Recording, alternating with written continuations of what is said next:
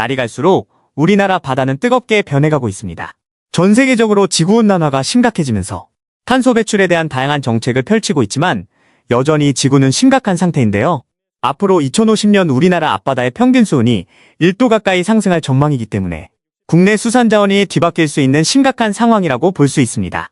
이미 제주도 앞바다는 높아진 수온 탓에 해조류가 바닷속 안에서 익어버리는 현상이 발생하고 있고, 물질하는 해녀들 사이에서는 바닷속이 덥다는 말이 하루가 다르게 나오고 있는데요.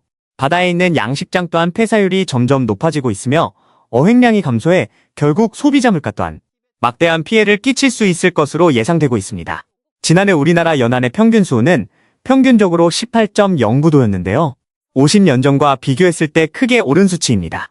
특히 지난 2021년 들어서 처음으로 18도를 넘어선 뒤 빠르게 오르고 있는 건데, 우리나라는 특히 급격한 산업화가 진행되고 있고 화석연료 사용이 계속해서 증가했는데 전 세계적으로 고수온 현상이 포착되고 있긴 하나 특히 국내 바다에 더더욱 두드러지고 있습니다.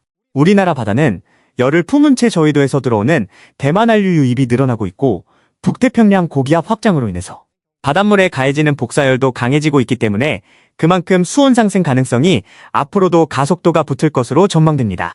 몇 년 전부터 국내 연안에는 전해보지 못했던 열대어종이 계속해서 출몰하고 있는 것으로 전해졌는데, 얼마 전 국립생물자원관에서 밝힌 바에 따르면 울릉도 연안에서 발견한 131종 중 열대하열대성 어류가 무려 58.5%인 것으로 드러났습니다.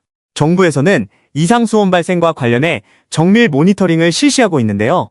아직까지는 예측하는 기술이 부족해 이와 관련한 기술 보완을 할 예정이라고 덧붙였습니다. 우리나라 바다가 따뜻해지면서 먹을 수 있는 수산 자원이 부족해진다면 결국 해외에 이를 의존해야 하는데, 그럴 경우 경제적으로도 큰 타격이 올 수 있는 매우 위험한 현상이기에 앞으로 고수온 현상을 가정해서 총어용 어획량을 조금씩 조절해 나가고 수산물 수입국을 다각화하는 등 미래 대비를 철저하게 할 것을 발표하기도 했습니다. 제주도가 가장 먼저 고수온 위험에 노출되고 진행되고 있기에 이제는 물러설 곳이 없는 대한민국의 현실 앞에 누리꾼들 사이에서도 논란이 거세지고 있는데요.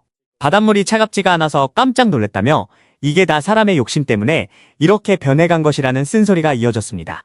전 세계적으로 바닷물 온도가 높아지고 있고 다양한 자연재해가 동반되고 있지만 여전히 지구를 지키려는 움직임이 부족하다며 비단 우리나라만 변해서는 안 되고 지구 전체 나라들이 변하지 않는다면 결국 열대기후로 변해가는 건 시간 문제라고밖에 생각할 수 없는데, 지금이라도 경각심을 가지고 한 사람 한 사람 모두가 지구를 지키려는 노력을 시작할 때라고 볼 수 있습니다.